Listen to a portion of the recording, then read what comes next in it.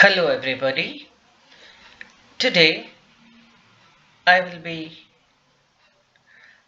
dealing with the second module session of the module, a reading of The Highwayman and a very brief overview. You will be wondering why a reading of the poem is necessary. Many students have constantly asked this question as to how to improve speaking skills. There are different situations where we learn to speak a new language, and each situation demands a new type of conversation or a new form of the language. When you are speaking casually to your friends, your language is different. When you are dealing with a presentation, your language is different. When you're delivering a speech and addressing an audience, your language is different. In order to learn how to speak in different situations, well, one has to speak. You have to practice speaking. One strategy that you can employ is to pick up a poem and try and read it loudly. Because when you read a poem loudly, you get a hold over the music of the language, the intonation, where you have to stress and where you have to pause, where your pitch has to rise and where it has to fall. Because language is not just words, also the sound conveys sense. So in order to be an effective speaker, you have to learn to practice and rehearse speaking. As I said, one way of doing is picking up a poem and learning to recite it. So let's try and listen to The Highwayman. It is divided into two parts. I'll first read the first part. The Highwayman. The wind was a torrent of darkness among the gusty trees. The moon was a ghostly galleon tossed upon cloudy seas. The road was a ribbon of moonlight over the purple moor, and the highwayman came riding, riding, riding. The highwayman came riding up to the old inn door. He'd a French cocked hat on his forehead, a bunch of lace at his chin, a coat of the claret velvet, and breeches of brown doeskin. They fitted with never a wrinkle. His boots were up to the thigh, and he rode with a jeweled twinkle, his pistol buds a twinkle, his rapier hilt a twinkle, under the jeweled sky. Over the cobbles he clattered and clashed in the dark inn yard. He tapped with his whip on the shutters, but all was locked and barred. He whistled a tune to the window, and who should be waiting there but the landlord's black-eyed daughter, Bess, the landlord's daughter, plaiting a dark red love knot into her long black hair. And dark in the dark old inn-yard, a stable wicket creaked, where Tim the ostler listened. His face was white and peaked, his eyes were hollows of madness, his hair like mouldy hay. But he loved the landlord's daughter, the landlord's red-lipped daughter. Dumb as a dog he listened, and he heard the robber say, One kiss, my bonny sweetheart, I'm after a prize tonight. But I shall be back with the yellow gold before the morning light. Yet if they press me sharply and harry me through the day, then look for me by moonlight. Watch for me by moonlight. I'll come to thee by moonlight, though hell should bar the way. He rose upright in the stirrups. He scarce could reach her hand. But she loosened her hair in the casement. His face burnt like a brand. As the black cascade of perfume came tumbling over his breast, and he kissed its waves in the moonlight. Oh, sweet black waves in the moonlight. Then he tugged at his rein in the moonlight and galloped away to the west. So we are dealing with the first part of the poem, which is about a very romantic interaction between Bess and the highwayman. But in this sweet interaction and this romantic setting, there is a slight disharmony which is created because of Tim, the ostler, the stable boy, who is a jealous lover, and he listens to the conversation with envy. A kind of madness possesses him.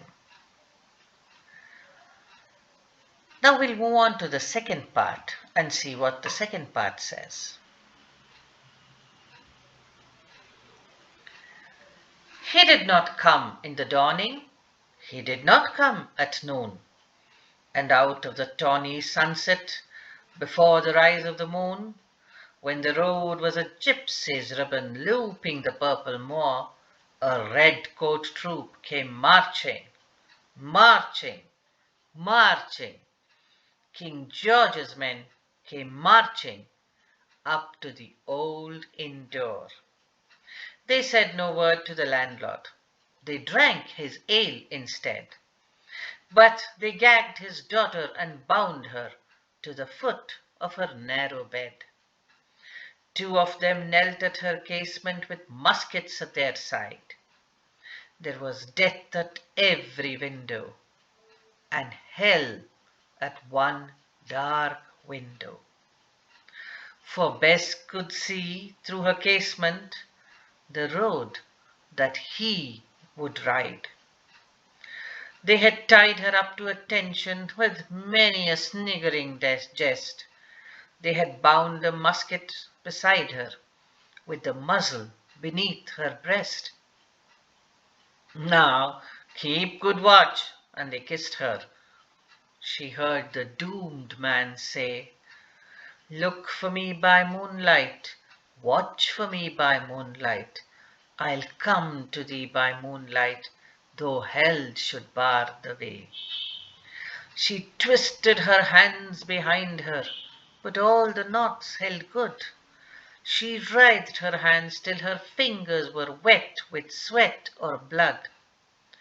They stretched and strained in the darkness, and the hours crawled by like years. Till now, on the stroke of midnight, cold on the stroke of midnight, the tip of one finger touched it. The trigger, at least, was hers. The tip of one finger touched it. She strove no more for the rest. Up she stood up to attention, with the muzzle beneath her breast. She would not risk their hearing, she would not strive again, for the road lay bare in the moonlight, blank and bare in the moonlight, and the blood of her veins in the moonlight throbbed to her love's refrain.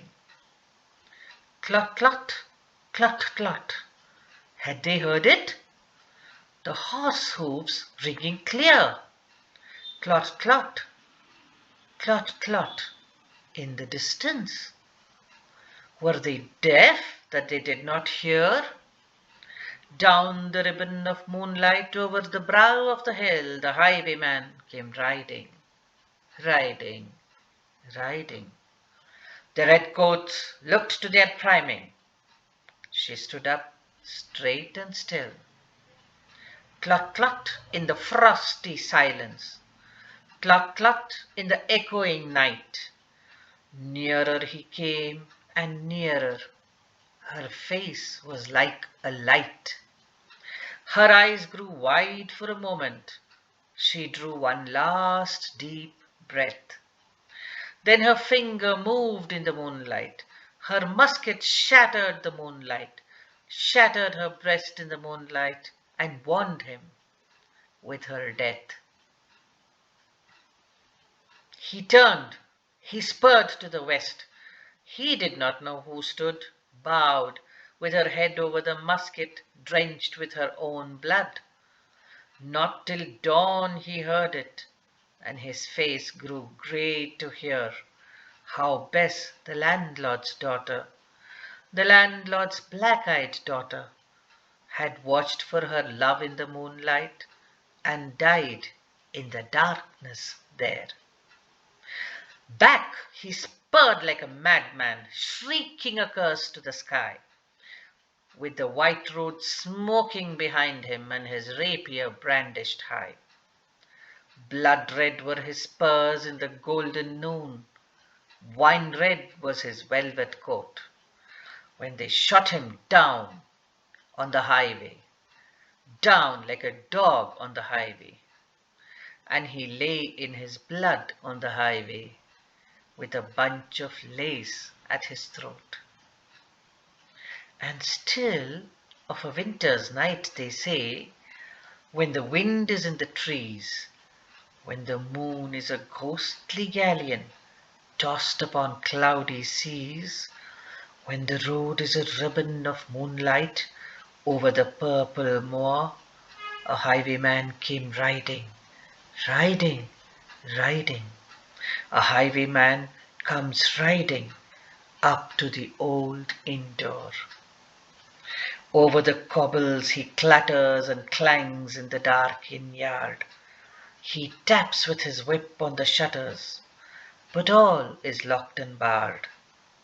He whistles a tune to the window, and who should be waiting there but the landlord's black-eyed daughter, Bess, the landlord's daughter, plaiting a dark red love knot into her long black hair. As you see, part 2 is quite different from part 1. In part 2, you have blood, you have the color red, you have death, you have suspense, you have anxiety, you have tension, and then you have the supernatural element. So the second part is quite different from the first part.